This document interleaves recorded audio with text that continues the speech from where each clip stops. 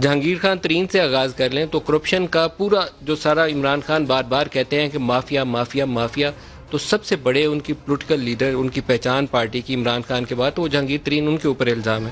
علیم Khan assets beyond means اس کے اندر گرفتار بھی رہے اور وہ پینڈنگ کیس ہے ان کے اوپر اس کا جواب بھی انہوں نے دینا ہے۔ اعظم سواتی صاحب کے اوپر مقدمہ موجود ہے مس use of authority. Haleem Adil Sheikh ابھی تازہ ترین معاملات ان کے بھی چل رہے ہیں، 257 ایکڑ ملیر کے اندر زمین ہے۔ محمود خان چیف منسٹر ان کے، مالم جبہ کا کیس۔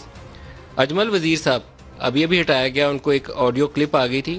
سبطین خان پکڑے گئے، 2.5 ملین وہ منرل ڈپازٹس کی سیل کا ایک مقدمہ جس میں کہا جاتا ہے کہ ویلیو اربوں میں تھی، بیچا کوڑیوں میں۔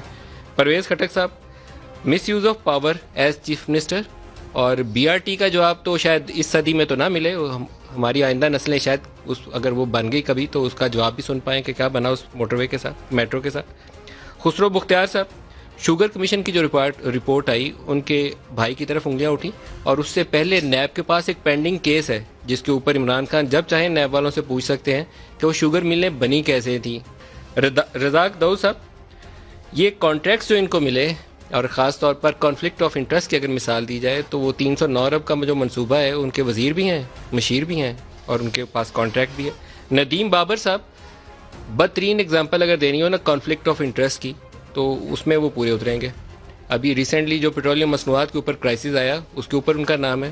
ندیم بابر صاحب بدترین اگزامپل اگر دینی ہو نا کانفلکٹ آف انٹرسٹ کی تو اس میں وہ پورے، ابھی ریسنٹلی جو پیٹرولیم مصنوعات کے اوپر کرائسس آیا اس کے اوپر ان کا نام ہے۔ ایک لمبی فہرست ہے کہ ان کی کمپنیاں انرجی سیکٹر اور پیٹرولیم سیکٹر کے اندر کیا کیا کام کرتی ہیں۔ اسد عمر صاحب اس ای سی سی کو ہیڈ کرتے تھے جس نے ایکسپورٹ کی اجازت دی، اور ایف آئی اے والوں نے کہا کہ اس ایکسپورٹ کی اجازت دینے کے باعث مارکیٹ کے اندر قیمتیں بڑھیں۔